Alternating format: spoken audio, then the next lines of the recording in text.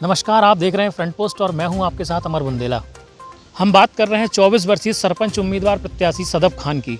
सदफ खान ने पत्रकारिता डिपार्टमेंट में टॉप करने के बाद भोपाल में जॉब करने के बाद जॉब को छोड़कर वापस अपने ग्राम पंचायत पनौठा ही पनौठा से इस बार सरपंच पद के लिए उम्मीदवार हैं।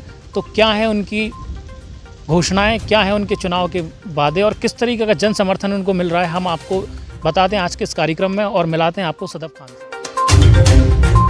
चुनावी अखाड़े में उतरने वाले प्रत्याशियों के बारे में हम अक्सर पढ़ते हैं कि उक्त प्रत्याशी आपराधिक पृष्ठभूमि से है, अनपढ़ है, बाहुबली है, माफिया है या फिर किसी बड़े नेता के करीबी हैं। कुछ इसी तरह के प्रोफाइल ज़्यादातर उम्मीदवारों के होते हैं, लेकिन कई बार एक सुखद तस्वीर भी देखने को मिलती है। छतरपुर जिले की ग्राम पंचायत पनौठा से एक ऐसी ही तस्वीर सामने आई है, जहां पंचायत चुनाव में एक होनहार बेटी किस्मत आजमाने के लिए मैदान में उतरी है। जनता के बीच पोस्टर लेकर संवाद करती हुई एक दुबली पतली 24 वर्षीय लड़की गांव की दशा और दिशा बदलने के लिए सरपंच बनने का ख्वाब देख रही है। नाम है सदफ खान। गांव के अन्य बच्चियां इन्हें निस्बा दीदी के नाम से भी पुकारते हैं। सदफ ग्राम पंचायत पनौठा में एक राजनीतिक परिवार में पैदा हुई। इनके पिता मोहर खान इसी पंचायत में सरपंच रह चुके हैं। इसके बाद सदफ ने छतरपुर के स्कूल और कॉलेज में पढ़ाई करने के बाद भोपाल के माखनलाल चतुर्वेदी विश्वविद्यालय से पत्रकारिता की पढ़ाई की।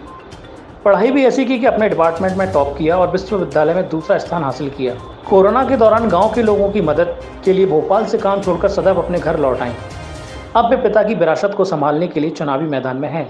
युवा जोश से लबरेज सदफ का इरादा गांव को बुनियादी झंझटों से मुक्त कराना है।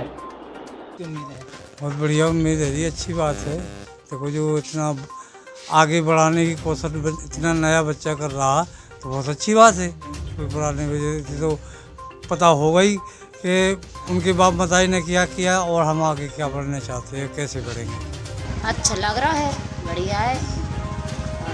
अगर बच्ची बन जाए तो आगे और भी तो काम कर सकत, आगे चल के अच्छो भविष्य दिखा सकत, गांव की उम्मीद बढ़ा सकत है।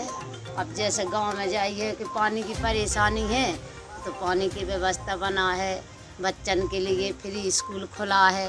वो पढ़ाती हैं, वे वैसे ही पढ़ाती हैं, वे 4-5 महीना से पढ़ाती, स्कूल खोले हैं। सदफ जैसी कई लड़कियां और महिलाएं उनके साथ प्रचार पर निकल जाती हैं। गांव की दलित पिछड़ी आबादी सदफ में उम्मीद खोज रही है। हालांकि जातिवाद से ग्रस्त बुंदेलखंड में सदफ के लिए चुनावी राह आसान नहीं है। कई मजबूत प्रत्याशी अपनी पत्नियों को चुनाव लड़ा रहे हैं, जिनके पास अपनी जाति का मजबूत वोट बैंक है। बहरहाल स्थानीय लोगों को सदफ में उम्मीद नजर आ रही है।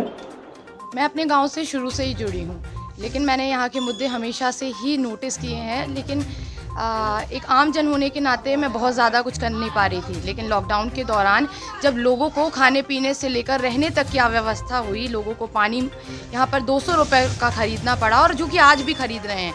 बच्चों की पढ़ाई एकदम बंद हो गई और उसके बाद टीचरों का, माँ बाप का उनके प्रति कोई भी रवैया, शिक्षा के प्रति कोई भी रवैया समझ नहीं आया। तब मुझे लगा कि मुझे इन बच्चों के लिए कुछ करने की ज़रूरत है और ख़ासकर लड़कियों, महिलाओं के लिए कुछ करने की ज़रूरत है। मैंने यहाँ पे एक लाइब्रेरी खोली है और लाइब्रेरी में यहाँ पनौठा की कम से कम 50 से 60 लड़कियाँ आती हैं और वो वहाँ पे आके पढ़ती हैं, डांस सीखती हैं और साथ में मुझे अपने बारे में, अपने घर के बारे में सारी बातचीत बताती हैं। तब मुझे लगा कि मुझे अपने गाँव के लिए आगे आने की ज़रूरत है और इसीलिए मैंने आज सरपंची के लिए ज़रूर देते हैं। और अगर नहीं देंगे तो आज नहीं देंगे तो कल ज़रूर देंगे, क्योंकि ये मुद्दे ऐसे मुद्दे हैं जिनसे पूरे गांव का विकास अटका हुआ है। अगर ये मुद्दों पे बात नहीं की जाएगी तो गांव का विकास पूरी तरीके से कभी नहीं हो सकता।